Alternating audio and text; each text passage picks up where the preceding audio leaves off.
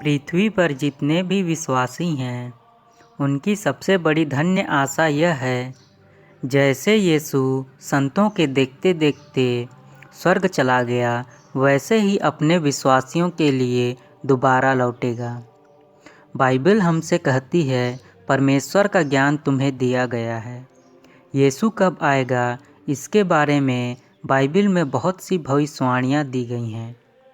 इन भविष्यवाणियों को हम जब अपने समय में पूरा होते देखते हैं, तब यह हमारे लिए एक संकेत होता है कि यीशु का आगमन नज़दीक है। जैसे जब हम यात्रा करते हैं, तब सड़क किनारे थोड़ी थोड़ी दूरी पर मील के पत्थर गाड़े हुए होते हैं, जिसमें लिखा होता है अगला शहर या गांव कितनी दूरी पर है, जिसे देखकर हम समझ जाते हैं कि हमारी मंजिल अब कितनी दूरी पर है। और इन माइलस्टोन को देखते देखते हम अपनी मंजिल तक पहुंच जाते हैं। परमेश्वर का राज्य हमारा मंजिल है, जहां हमें पहुंचना है। और ये माइलस्टोन है बाइबल की प्रोफेसी। जब जब बाइबल की प्रोफेसी पूरी होती है, हम परमेश्वर के राज्य के और करीब आ जाते हैं। यीशु के आगमन के चिन्हों को संतों ने अपने अपने सुसमाचार में बताया है। जैसे मत्ती रचित सुसमाचार के अध्याय 24 में कहा गया है, झूठे मसीहा आएंगे, जगह जगह युद्ध होंगे, बाढ़, अकाल, महामारियां आएंगी। क्या यह नहीं हो रहा है? बाइबल इन सब के बारे में बताती है। यह सब विपत्तियों का आरंभ होगा। उस समय लोग तुम्हें पकड़वा कर घोर यंत्रणा देंगे और मार डालेंगे। क्या यह नहीं हो रहा है? आज कानून है, संविधान है, लेकिन लोग चर्च में घुस आ रहे हैं और धर्मांतरण का झूठा आरोप लगाकर जबरन पकड़वा रहे हैं। संविधान के ज़माने में क्या यह घोर यंत्रणा नहीं है? अधर्म बढ़ जाएगा और प्रेम भाव घट जाएगा। क्या आज लोग एक दूसरे से प्रेम रख रहे हैं? चारों तरफ धर्म के नाम पर लड़ाई चल रही है और इसी के कारण प्रेम भाव घट चुका है। और सबसे बड़ी भविष्यवाणी यह है कि जब सारे संसार में राज्य के इस सुसमाचार का प्रचार किया जाएगा, जिससे सब राष्ट्रों को इसका साक्ष्य मिले, और तब अंत आ जाएगा। क्या सारे संसार के राष्ट्रों में सुसमाचार का प्रचार नहीं हुआ है? कौन से राष्ट्र बचे हैं बताइए? आज सारे राष्ट्रों में सुसमाचार का प्रचार हो चुका है। आज से 5 साल पहले नवंबर 2018 को एक 27 वर्षीय नौजवान गॉस्पेल प्रीचर ने इस भविष्यवाणी को पूरा करने के लिए अपने प्राणों की आहुति दे दी। उनका नाम है जॉन एलन चाओ, जो नॉर्थ सेंटिनल में शहीद हो गए।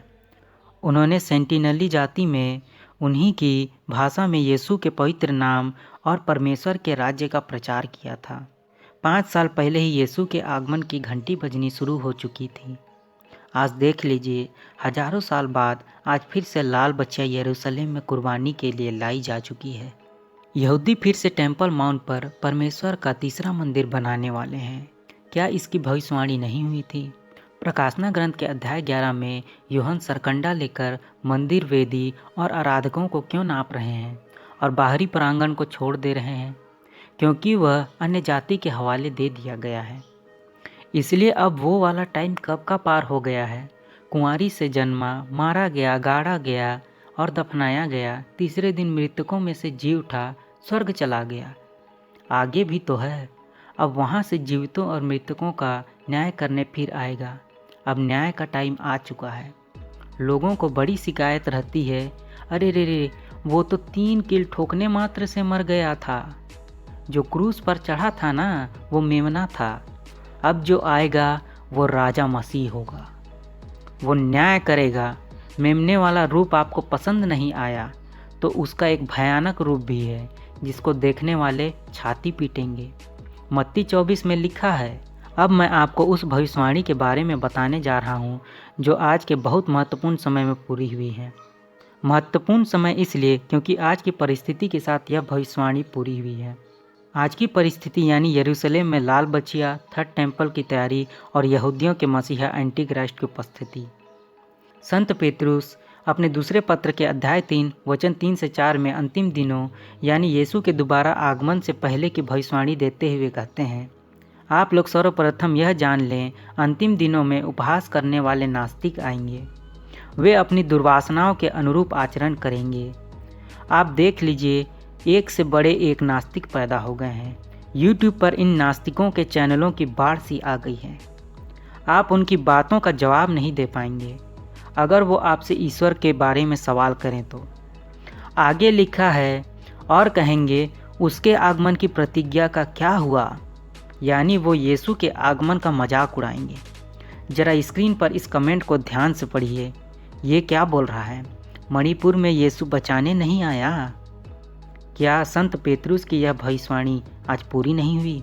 क्या आप अभी भी यही कहेंगे कि यीशु के आने का अभी बहुत टाइम बचा हुआ है? देख लीजिए, सारी भविष्यवाणियाँ पूरी हो रही हैं। बस 2 भविष्यवाणियाँ ही तो बची हैं, एक थर्ड टेम्पल की और दूसरा यहूदी मसीहा एंटी क्राइस्ट के घोषणा की। परमेश्वर के प्रिय विश्वासियों, आपको आगे बहुत मजा आएगा जब आपको न्याय करने का अधिकार दिया जाएगा, क्योंकि यह लिखा है, आज जो आपको मूर्ख समझ रहे हैं, कल वो आपके न्याय सिंहासन के सामने सिर झुकाए खड़े होंगे। सबका घमंड चूर चूर होगा। आमीन।